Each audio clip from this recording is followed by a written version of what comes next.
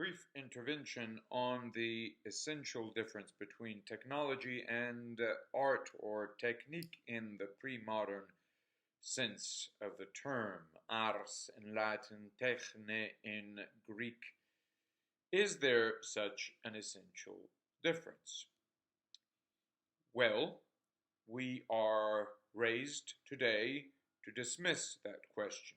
We are raised to assume that there has been an evolution from old tools to new tools. The new tools are obviously more powerful, more efficient, and there is something, therefore, so goes the mantra, something natural about the development of technology, something even fateful, and ultimately not to be questioned. Now, it just so happens that the assumption in question is spurious. There is indeed something essentially distinctive in technology.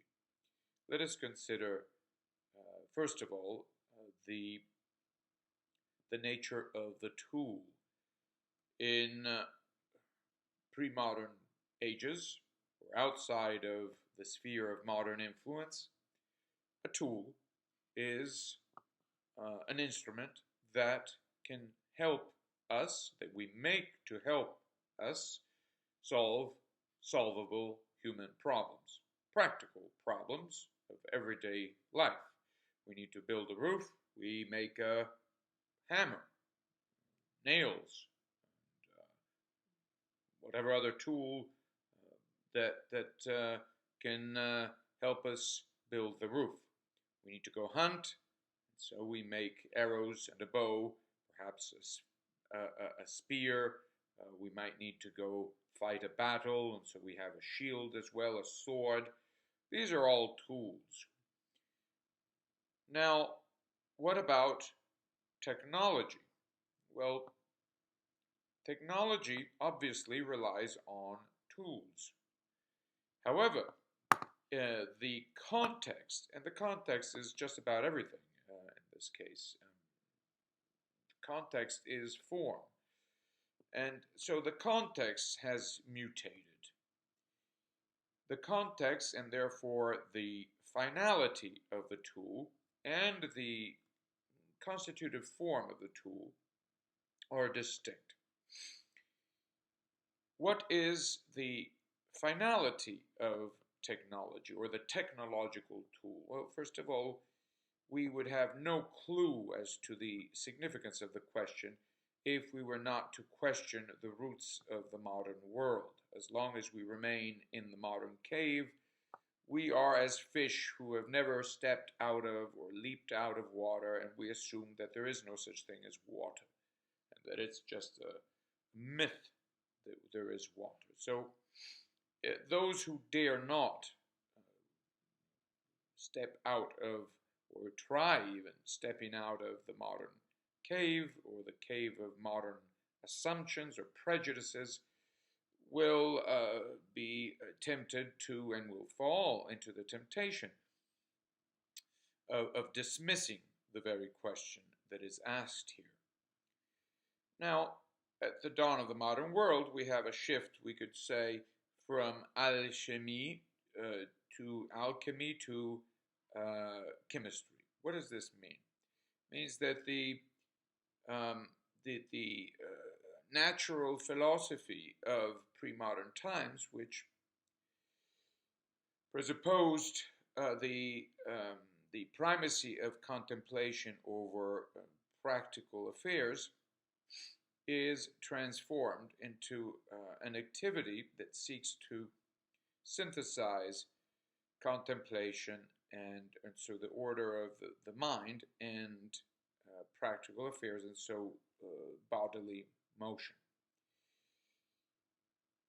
What does this suggest? It suggests that everything that comes out of this idea, the idea of modern or new science, as opposed to older science, scientia, episteme, knowledge, older ways of knowing, and older conceptions of knowledge,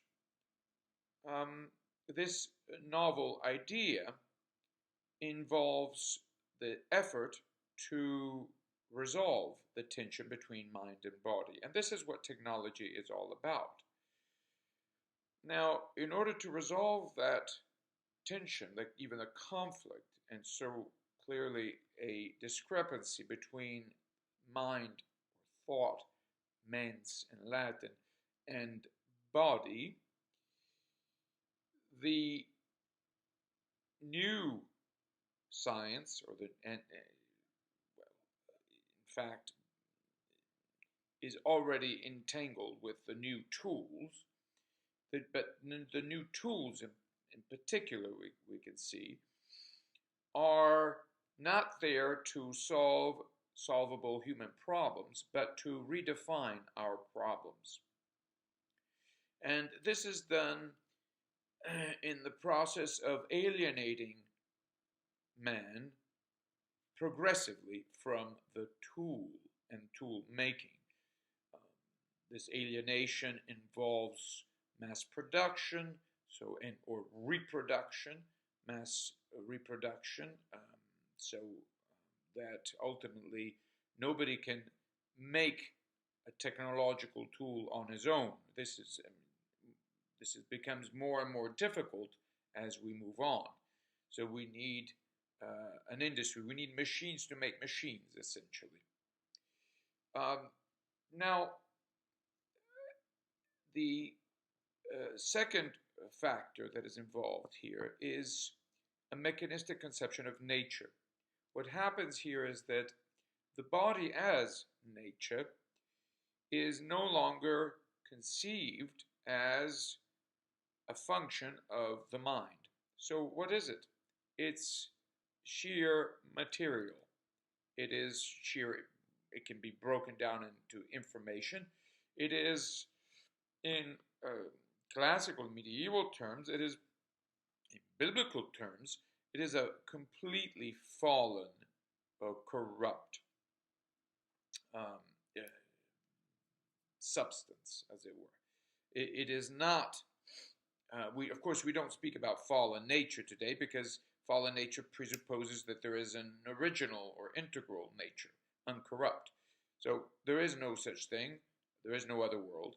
And as far as the practice of knowledge, as it were, so our disciplines of knowledge are concerned. So we start from a conception of nature as mindless. So this res extensa in Descartes' terms. Now, this mindless nature can be, such as the project, can be synthesized, can be brought together with our conceptions, even our ideals. And technology is essentially this project, a project that, of course, can manifest itself in tools, mechanical tools, our phones, our computers, but these are just exteriorizations, they're manifestations, they're almost shadows of the project itself.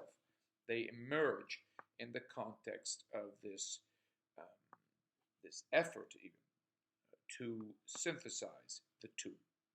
The two being, in classical terms, again, fallen nature, or res extensa, and so just stuff, material, ultimately data or information, raw facts, as it were, and ideas. Ideas understood in terms of symbolic forms that can be realized technologically. So technology is this project of realizing the ideal. The ideal, what is that? Well, it is a world in which form and content are one. And so technology technology is effectively this attempt to establish this world, a technological world. They are one in technology. So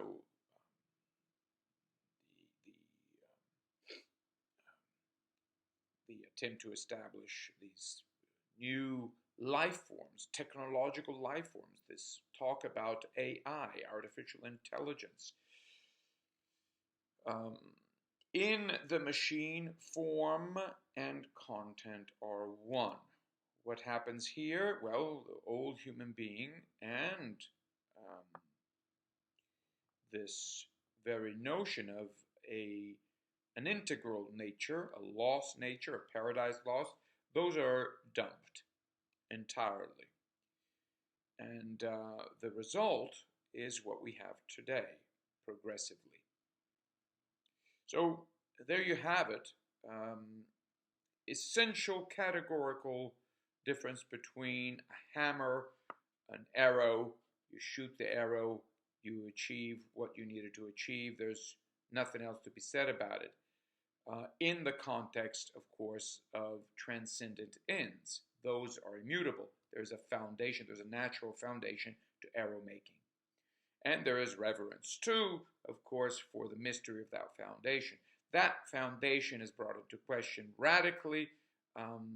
In other words, not necessarily because we think about it, but because we dismiss it as transcendent reality. And so we assume that it's completely mindless and devoid of mystery. In fact, it is as absurd as the universe of contemporary natural science, what we call physics.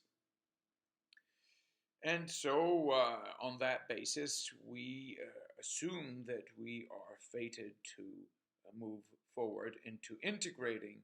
This is the modern progressive move, integrating that lousy foundation, our bodies, as just material that is out for grabs. We are pieces of meat. This is what schools teach de facto. In reality, that's what they teach.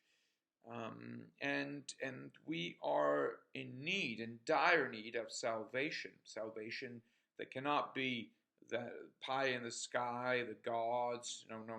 The new God, if anything, is technology, and it will solve us hic et nunc, here and now, and involve our bodies in this process of salvific process, yes, this soteriology of technology.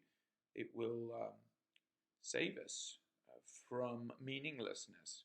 How? Well, by drawing us into this dream world, a virtual world, a mechanical world, in which we are no longer troubled by the burden of life.